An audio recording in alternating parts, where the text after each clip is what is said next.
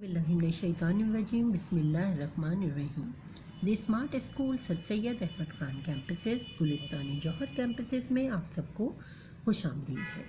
मैं हूँ आपकी उर्दू की टीचर मिस शुमाइला तालिब।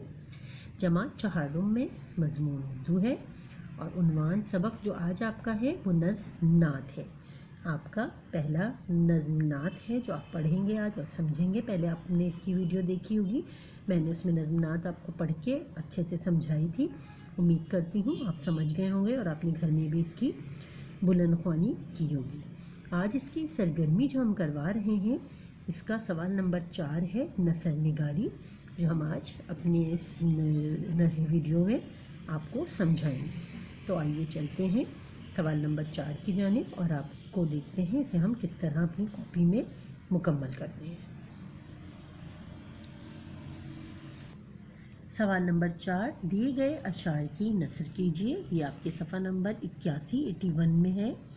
सारी खल्क में सबसे अच्छे जो अशार दिए गए हैं आपकी नज़्म नात से, सारी खल्क में सबसे अच्छे अच्छाई फैलाने वाले, एक बनाया नेक बनाया, एक बनाया नेक बनाया, ये एहसान फरमाने वाले। ये आपकी नज़्म में अशार दिए गए हैं जो आपको करना है। अशार, इसमें अशार की आपको नसर करना है। नसर का मतलब मैं पहले भी आपको बताया चुकी हूँ कि किसी भी नज़्म को या अशार को आसान अल्फाज में लिखना नसर कहलाता है। उसको आसान अल्फाज में लिखते हैं, बहुत तफसीलन उसको बयान नहीं करते, सिर्फ उसके मायने जो हमें अशार दिए गए होते हैं या कोई नज़्म दी गई होती है उसको आसान अल्फाज में करके अपने अल्फाज में बयान करना नसर निगारी कहलाती है। तो आज हम नज़्म नात के इन अशार की जो दिए गए हैं 4 अशार, इनकी हम नसर करेंगे जो कि आपको अपनी कॉपी में करना होगा। ये काम आपको बेटा अपनी उर्दू कवायद कॉपी में करना होगा।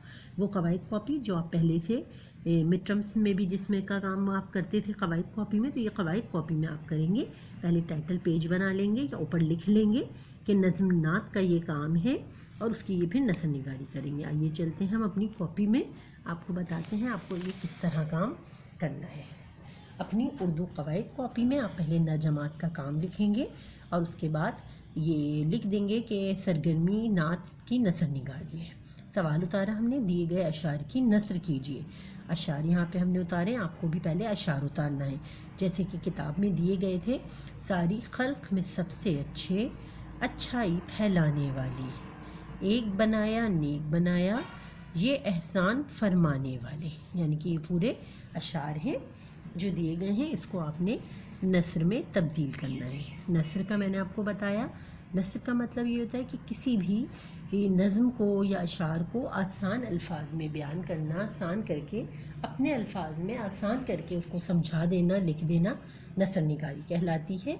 नसर निगारी पूरी नज़्म की भी की जाती है, किसी शेर की भी की जाती है और चंद अशार की भी हम इसमें नसर निगारी कर सकते हैं। पहले हमने अशार की हेडिंग डाली थी और अशार हमने कॉपी में जो बुक में आपके सवाल लिखा हुआ था वो हमने उतार लिए, ठीक है। उसके बाद आपने लिखना है नसर। नसर किस तरह लिखेंगे?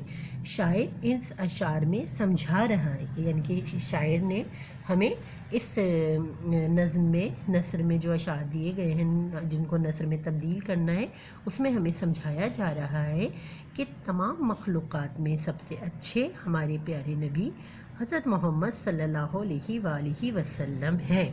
तमाम मखलूक़ात में अल्लाह ताला ने जो भी खल्क दुनिया में बनाई है उसमें सबसे अच्छे और आला रुतबा जी किसका है? हमारे प्यारे नबी सल्लल्लाहु अलैहि वसल्लम का है। और वो अच्छाई फैलाने वाले हैं, यानी कि उनकी ज़ात से सिर्फ़ और सिर्फ अच्छाई हम तक पहुंची है और वो अच्छाई फैलाते हैं। वो अच्छाई फैलाने वाले हैं, हम सबको नेक और एक बनाने वाले हैं, ठीक है। हम सबको इस दुनिया में अच्छाई फैलाकर हम सबको नेक और एक दूसरे का हमदर्द बनाने वाले कौन हैं? हमारे प्यारे नबी सल्लल्लाहु अलैहि वसल्लम हैं, जिन्होंने अल्लाह के हुक्म से अल्लाह का पैगाम हम तक पहुंचाया और हम सबको नेक और एक दूसरे का हमदर्द बना दिया, एक बना दिया, एक दूसरे का भाई भाई बना दिया।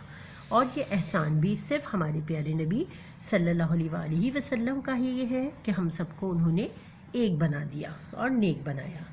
تو شاعر نے جو اشعار میں کہا تھا، ہم نے اس کو آسان الفاظ میں اس کی نثر نگاری کس طرح کری، اس کو پیراگراف کی صورت میں ہم نے لکھ دیا ان اشعار میں، جس میں بتایا گیا تھا کہ ساری خلق میں سب سے اچھائی پھیلانے والے، ساری دنیا میں اللہ تعالیٰ نے جو بھی مخلوقات بنائی ہیں اس میں سب سے اچھے ہمارے پیارے نبی ہیں، جن کی ذات سے ہمیں صرف اور صرف اچھائی حاصل ہوئی ہے۔